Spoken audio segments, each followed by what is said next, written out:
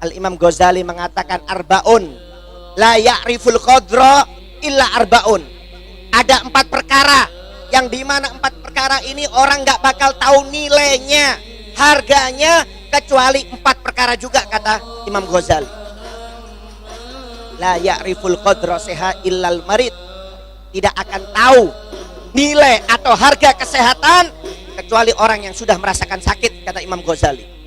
Kita masih dikasih sehat, Pak, kadang-kadang lupa. Maaf, Anda lihat orang yang kena gagal ginjal, cuci darah seminggu 2 kali, seminggu 3 kali. Anda bayangkan orang yang kena komplikasi. Anda bayangkan orang yang kena jantung, pasang ring, kena tekanan darah, stroke. Kita kadang-kadang sehat, gak menghargai kehidupan. Nanti kalau sudah nangis, minta diberi sehat oleh Allah Subhanahu wa Ta'ala. Kenapa ketika sehat gak minta sehat, tapi ketika sakit baru minta sehat?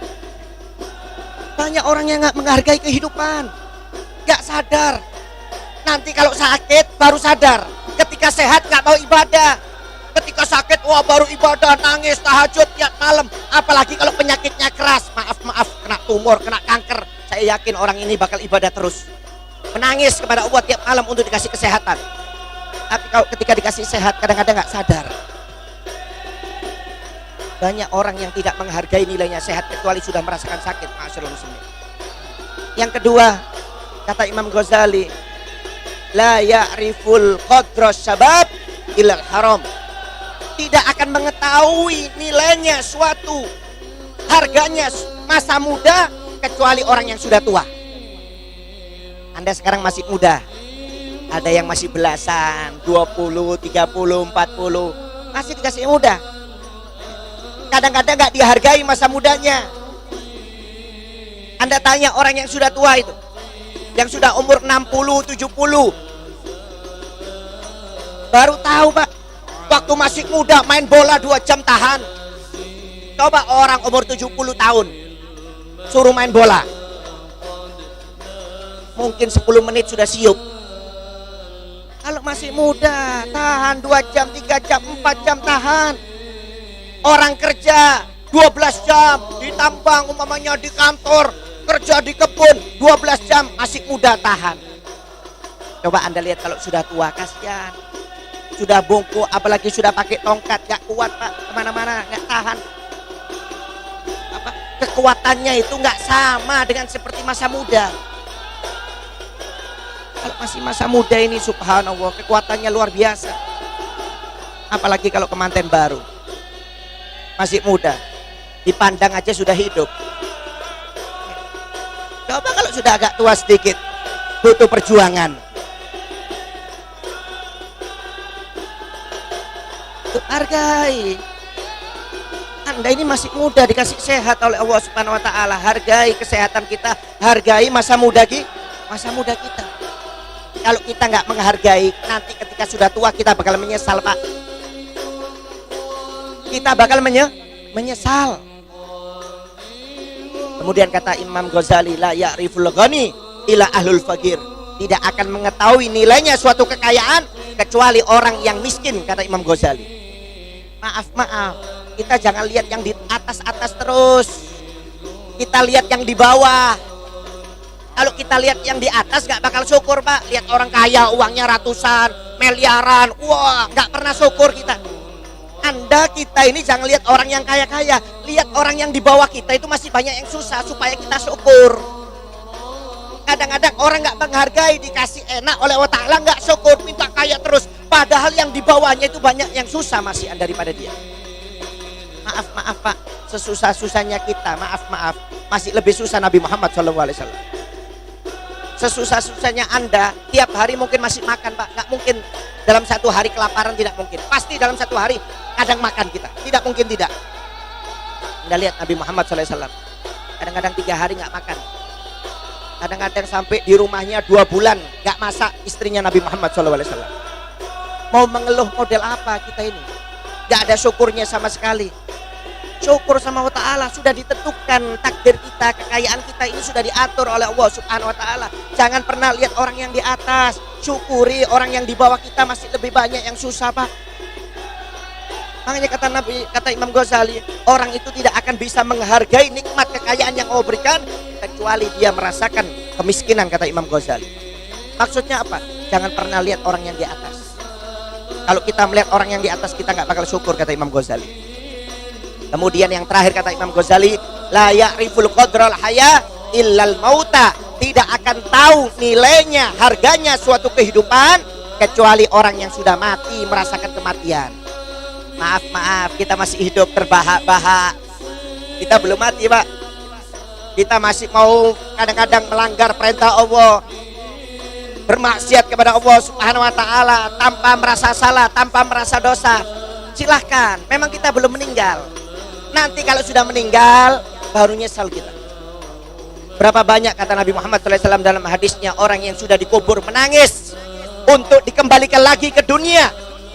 Bahkan Allah sendiri berfirman dalam Al-Quran, qala rabbirji'un la'alli a'malu sholihan. Allah sampai berfirman, berapa banyak orang yang sudah dikubur, mereka berkata, ya Allah, kembalikan aku ke dunia supaya aku bisa beramal soleh. Banyak, Pak, orang yang menangis, Pak. Cuma kita nggak dengar mereka. Banyak orang yang dikubur itu menangis untuk dikembalikan lagi oleh Allah supaya bisa beramal soleh. Oleh karena itu maaf, hargai kehidupan yang Allah berikan kepada kita. Kalau kita nggak bisa menghargai, Pak, bahaya. Hargai, syukuri. Kita ini dikasih akal oleh Allah Subhanahu wa taala. Manusia itu adalah makhluk yang paling indah, yang paling sempurna, Pak, dibandingkan makhluk yang lainnya. Manusia ini maaf, jarang kekurangannya. Kalau Anda nggak percaya, di kebun binatang itu banyak ratusan binatang. Kira-kira lebih hebat mana Anda dengan binatang, Pak? Saya mau tanya, lebih sempurna mana Anda dengan binatang? Adakah yang mengatakan lebih sempurna binatang? Maaf, jangankan sempurna. Kira-kira kita dengan monyet lebih tampan mana? Saya mau tanya, kita dengan monyet lebih tampan siapa, Pak? Setampan-tampannya monyet, itu masih lebih tampan manusia yang paling jelek. Tidak ada. Yang paling sempurna ini manusia yang Allah ciptakan. Cuma ada perbedaan. Kalau binatang itu dikasih nafsu, tapi tidak dikasih akal oleh Allah Subhanahu wa taala, Pak. Kalau malaikat dikasih akal, nggak dikasih nafsu. Kalau manusia dua-duanya dapat, akal dapat, nafsu dapat. Kalau malaikat nggak bermaksiat kepada Allah, lumrah, wajar. Kenapa? Dikasih akal, nggak dikasih nafsu. Jadi kerjaannya ibadah. Malaikat dikasih perempuan, nggak tertarik, Pak. Malaikat Anda kasih emas, kasih Anda berlian, nggak tertarik malaikat. Kenapa? Nggak ada hawa nafsunya. Wajar kalau malaikat ahli ibadah. Nggak ada satupun malaikat yang bermaksiat kepada Allah Subhanahu wa taala. Kenapa? Nggak ada hawa nafsunya. Kalau binatang nggak dikasih akal tapi dikasih nafsu. Anda lihat sapi itu, Pak. Kalau sudah lapar, makan rumput, nggak tahu rumputnya milik majikannya, tetangganya kah, pokoknya disikat. Yang penting makan. Kenapa? Pakai nafsu, nggak pakai akal dia. Anda lihat, maaf, ayam jago. Kalau sudah nafsu, diseruduk itu ayam perempuan. Nggak tahu itu istri kawannya kah, istri tetangganya kah, diseruduk. Nggak pakai lihat-lihat, Pak, ayam jago, Pak. Kenapa? Wajar, nggak ada akal kok. Cuma hawa nafsu. Kambing jantan kalau sudah nafsu, wah, berapa banyak hamil betina yang dia hamili. Wajar, kenapa? Binatang nggak ada akal, nafsu. Tapi kalau manusia dikasih akal, dikasih nafsu oleh Allah Subhanahu wa taala. Kalau manusia lebih mengedepankan akalnya daripada nafsunya, maka dia lebih afdol daripada malaikat, Pak.